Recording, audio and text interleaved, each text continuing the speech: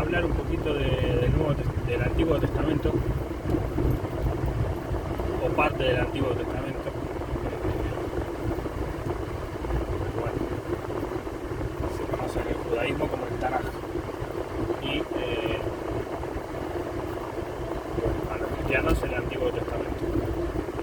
Dado que hay uno nuevo. Bueno, en realidad es como una reinterpretación del Antiguo Testamento, un nuevo pacto, una nueva manera de acercarse a Dios, diferente en la práctica, pero en la esencia es más de la misma tradición.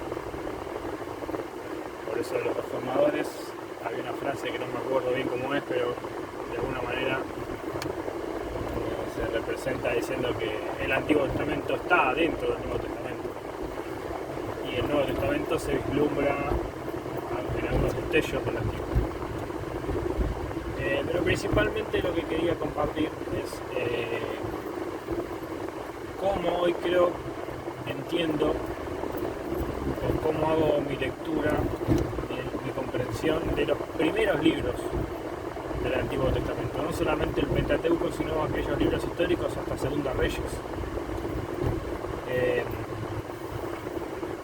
La Torá, el Pentateuco y Josué, Ruth, Jueces, Samuel, hay dos,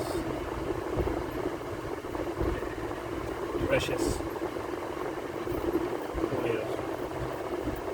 Porque creo que hay una conexión entre todos los libros, es decir, hay un trabajo editorial que va desde Génesis hasta Segunda Reyes. No necesariamente el mismo autor, misma pluma, pero sí misma idea. Es decir, hasta Segunda Reyes vendrían a ser como dos tomos de una obra monumental que se lleva adelante en el periodo post-exílico a partir de la tradición tanto escrita de Moisés, que vendría a ser en este caso alguna sección de la ley o alguna especie de redacción de la ley, que se ve más representada en Levítico y posiblemente en Deuteronomio. Bueno, esta tradición, tanto escrita como oral, compilada y editada con la intención de registrar o dar un registro al pueblo de los orígenes del pueblo, de los orígenes de la cultura y de la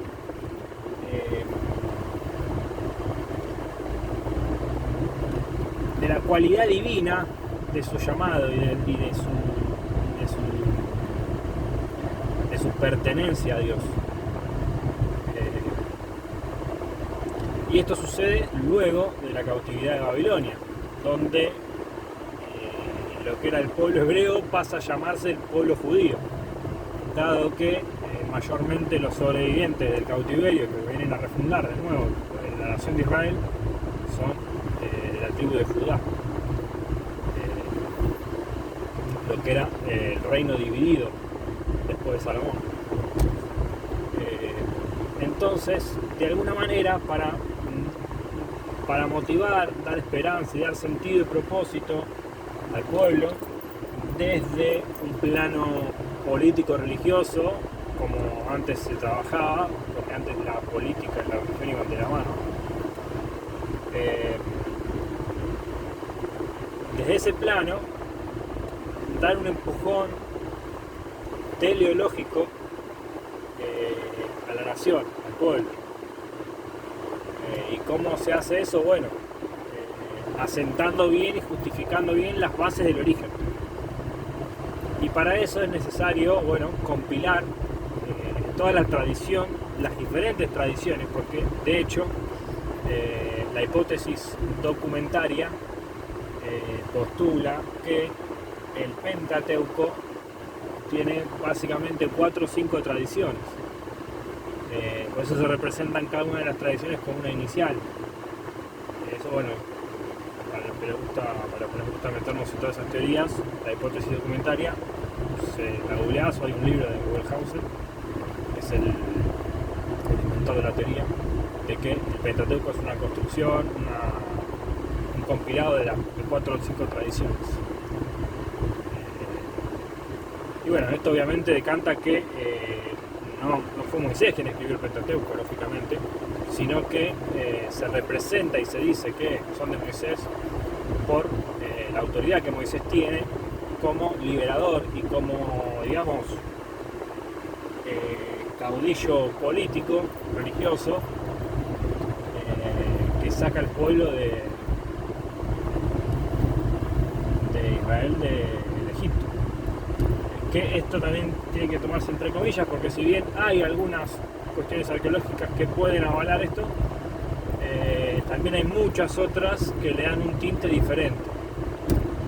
Quizás probablemente el pueblo de Israel no fue esclavizado a la manera que se entiende la esclavitud, digamos, anacrónicamente, sino que se lo esclavizó a la manera impositiva, de impuestos, no con trabajo obligado, sin trabajo forzado, pero no necesariamente como la Biblia lo presenta.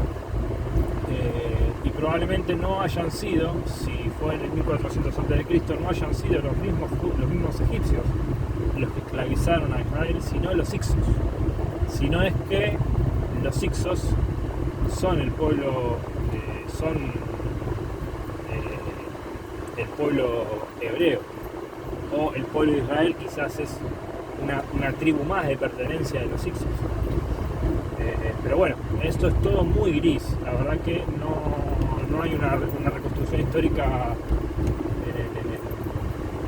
muy fehaciente de todos estos temas, incluso de las cruces del Mar Rojo, bueno, está todo muy gris. Pero sí hay evidencias de pueblo semita, de Avaris, de un Jacob, de una familia extranjera, política importante, como puede ser, los hijos de Jacob. Todo esto de alguna manera tiene un cierto asidero, como la mayoría de las historias bíblicas, en este tramo de la historia, en este periodo antiguo de la historia de Israel.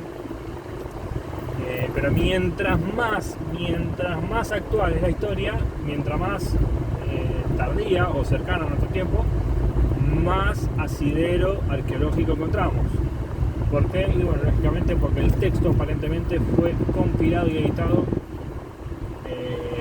posterior al exilio, y por lo tanto, por ejemplo en Génesis, todo lo que se vaya a redactar va a ser muy lejano en la historia, por lo tanto no va a ser difícil ser históricamente fiable.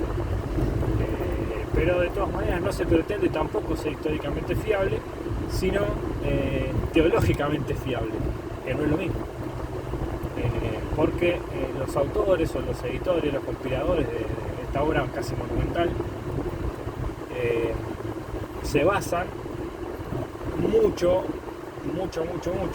en tablillas sumerias, en historias babilónicas, y se inspiran mucho con todas estas historias paganas, reformulándolas con un tinte monoteísta, para, digamos, justificar, digamos, una historia antigua en clave teológica, obviamente, y apologética hacia la nación de Israel, que bueno, termina derivando en lo que conocemos como el éxodo,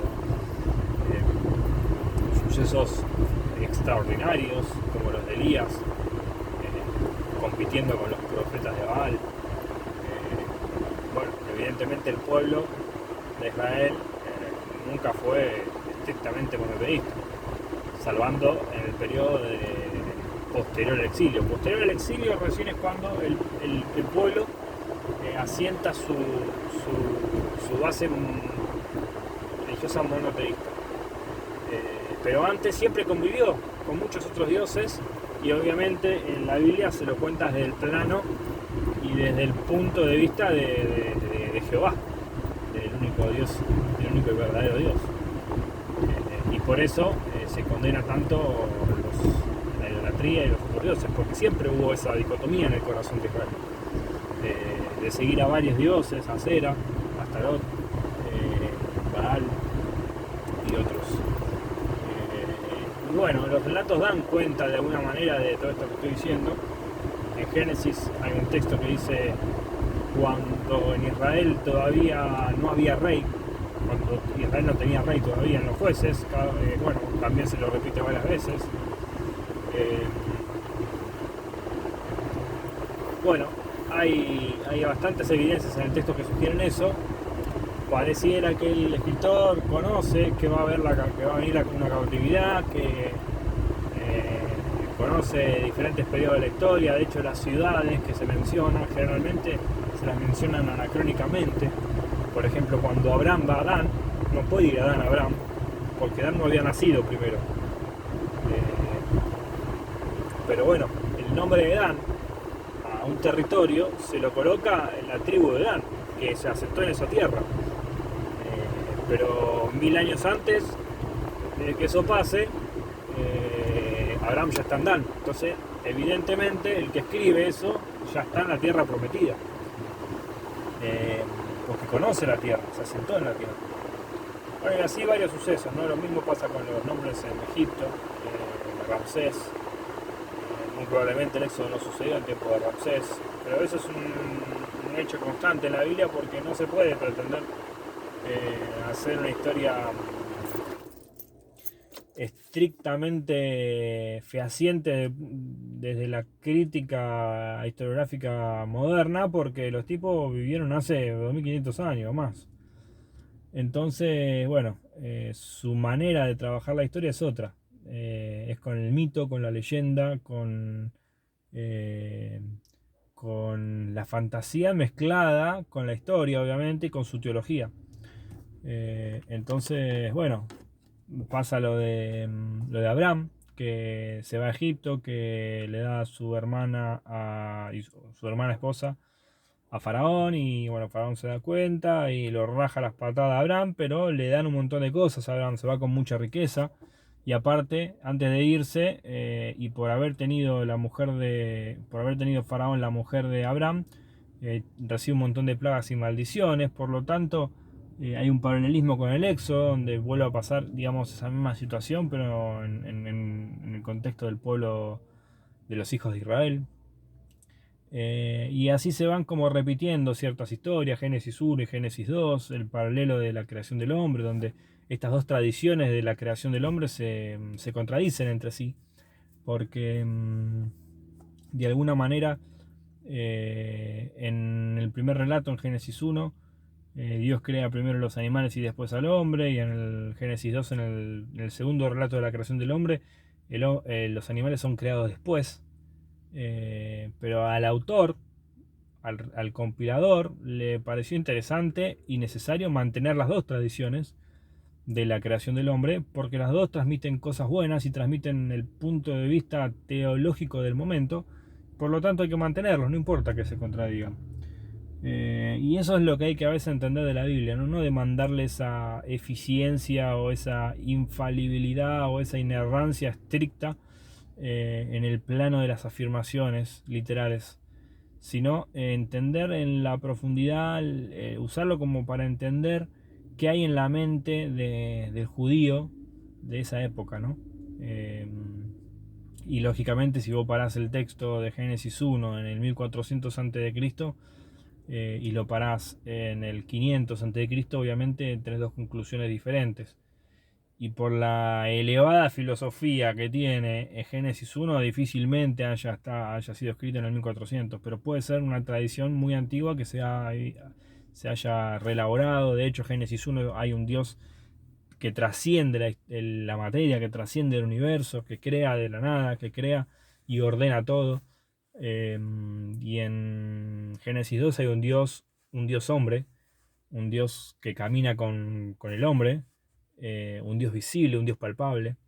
Entonces son dos maneras de ver a Dios, de entender a Dios, pero válidas, en tanto son teología. Y bueno, hay bastante más cosas para decir. Los paralelos de Moisés, la entrega de la ley de Hammurabi con la entrega de la ley a Moisés en el monte, las bendiciones y las maldiciones a la obediencia y la desobediencia del pueblo, con la ley y el epílogo sobre todo de la estela de Hammurabi. Eh, bueno, el nacimiento de Moisés, con el paralelismo con Sargón I, que también los dos viajaron por un cesto de juncos, por el Nilo. No por el Nilo Sargón, sino Moisés, pero sí por otro río, Sargón I. Y bueno, y así hay un montón de relatos y evidentemente los redactores y compiladores de toda esta narración se tomaron de antecedentes históricos o por lo menos documentos antiguos de Egipto, de Mesopotamia, con diferentes tradiciones y leyendas, no solamente del mismo pueblo judío, sino también del pueblo babilónico. Bueno, la, la torre de Babel, el diluvio, Caín y Abel, son todas historias que de alguna manera están en naciones antiguas, en imperios antiguos, que no necesariamente tienen que ser históricos, podrían ser hechos fundacionales o hechos de gran valor simbólico para la vida del hombre, como puede ser el primer asesinato consciente. Eso es la idea de Caín y Abel, ¿no? El primer asesinato consciente. En algún momento el hombre pasa a tener conciencia de sí, y eso se representa con el árbol de la vida, el árbol del bien y del mal, perdón. Entonces, no necesariamente, obviamente la historia tiene 6.000 años y no necesariamente hubo en Edén, pero sí probablemente hubo un jardín muy, muy hermoso, el cual el hombre llegó a tener conciencia de habitarlo en paz, que no necesariamente puede ser algo medio místico, más medio mágico, puede ser un jardín común y corriente como los de hoy. Eh, pero es cuando el hombre se descubre en la naturaleza, ¿no?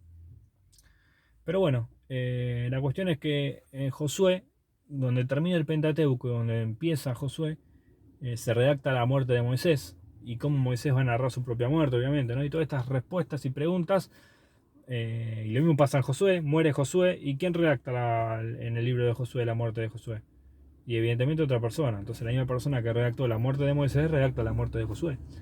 Y de hecho Josué empieza y aconteció, y Ruth empieza y aconteció, y Jueces empieza y aconteció, y Reyes empieza y aconteció, Samuel empieza y aconteció. Todos los libros de esta sección posteriores al Pentateuco empiezan con la misma palabra, la misma letra. Entonces evidentemente hay un trabajo editorial, yo digo monumental porque es monumental, en esa época es monumental. Y bueno, hay un análisis lindo para hacer desde este punto de vista, y esto no niega que no existan cosas sobrenaturales, que yo creo que existen, cosas extraordinarias que no podemos explicar, quizás algunas podamos explicarlas, pero no quitan nuestro asombro. La naturaleza, aunque la podamos explicar, no quita nuestro asombro, por lo menos al mío. Y bueno, lo mismo pasa con Elías, que es arrebatado al cielo y capítulos más tarde aparece escribiendo una carta y mandándosela al rey Joram, denunciando sus malas políticas. ¿Cómo puede ser si había sido arrebatado? Bueno, evidentemente eso del arrebatamiento es un símbolo literario, ¿no? Para retirarlo a Elías de su ministerio y darle lugar a Eliseo.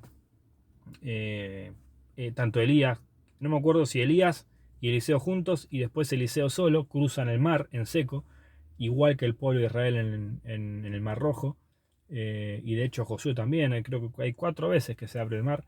Creo que evidentemente esto es una herramienta literaria para jerarquizar la documentación y la información en este trabajo editorial.